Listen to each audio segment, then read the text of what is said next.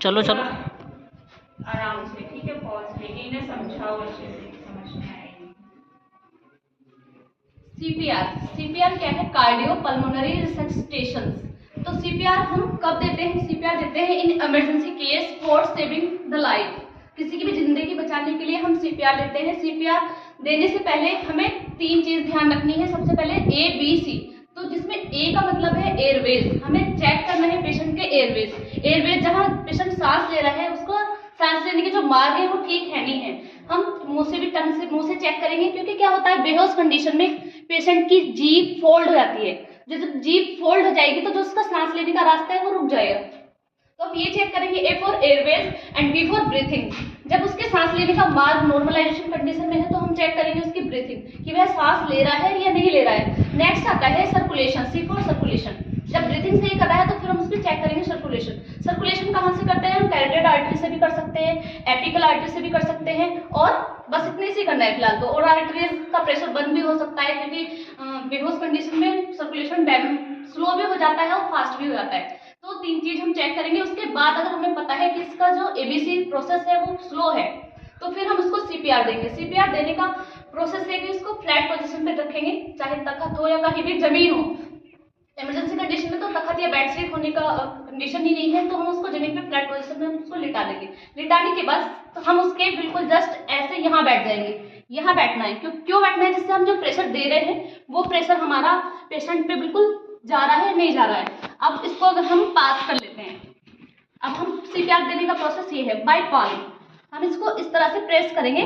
देखो ये इंडिकेट करता है कि ये जो हम डीप रेस्पिरेशन दे रहे हैं, डीप प्रेशर दे रहे हैं, वो फर्स्ट प्रेशर है, सेकेंड है, थर्ड है। हम इसको इस तरह से प्रेशर देंगे, डीप गया मतलब नीचे तक गया, 1 2 3 4, मतलब ये प्रोसेस हमें 30 बार करना है। 30 बार करने के बाद एक बार रुकना है।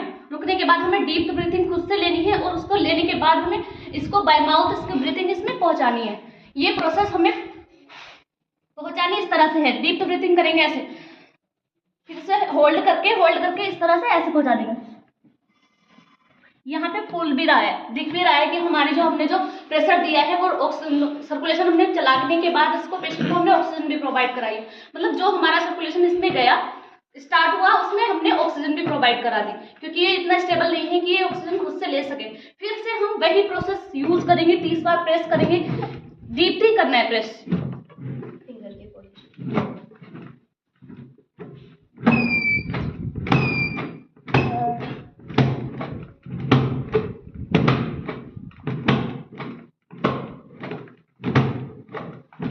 इस तरह से करने के बाद फिर हम इसको डीप रेस्पिरेशन डीप वो लेके ब्रीथिंग करके खुद से फिर हम इसको प्रेशर वो देंगे ऑक्सीजन। ये प्रोसेस हमें 5 टाइम करना है। 5 बार अगर हम करते हैं तो इस प्रोसेस के हमारे 5 मिनट होती है।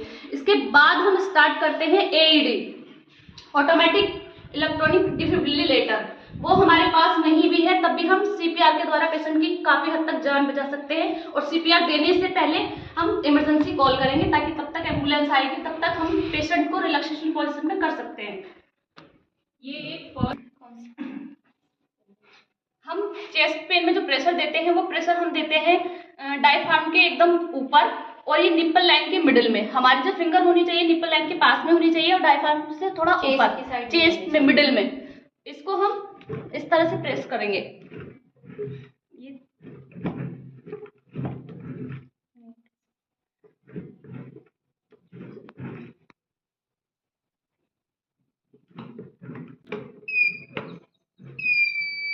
ये गया बिल्कुल डीप में,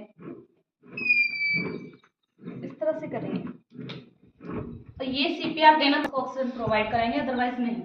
हार्ट में ऑक्सीजन पहुंचनी चाहिए, क्योंकि सर्कुलेशन नॉर्मलाइजेशन होगा, लेकिन उसको ब्रेन तक पहुंचने के लिए हमें ऑक्सीजन की भी जरूरत होती है। तो अगर ये सर्कुलेशन स्टार्ट हुआ है, हमने क्या किया है, हार्ट को कॉन्ट्रैक्शन रिलैक्सेशन कर करके हमने उसको इलेक्ट्रिकल इम्पल्स पहुंचाए हैं, सिग्नल पहुंचाए हैं, लेकिन उसको उसके साथ साथ ऑक्सीजन भी चाहिए, तो हम उसको ऑक्सीजन भी पहुंचाएंगे। बस ये चीजें ध्यान रखिए कहाँ पे ये होगा, कहाँ पर होना है। पहले उसको लूज करिए, उसके अगर he is a male and he is wearing belt and all, तो उसकी बेल्ट लूज करिए, उसके क्लोज उसकी नेक पे से उसके टाई वगैरह अगर है तो वो लूज करिए। ज्यादा रहने चाहिए सब सबसे पहले हमें उसको एयरवेज हमें उसके चेक करनी चाहिए, गर्दन तो उसकी कहीं फोल्ड नहीं है, टंग तो उसकी कहीं रोल नहीं है, हमें वो चेक करना चाहिए।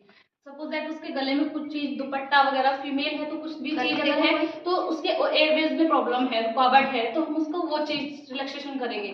नेक्स्ट हम उसको 3 स्टेप में उसको चेक करेंगे, फिर उसको CPR देंगे।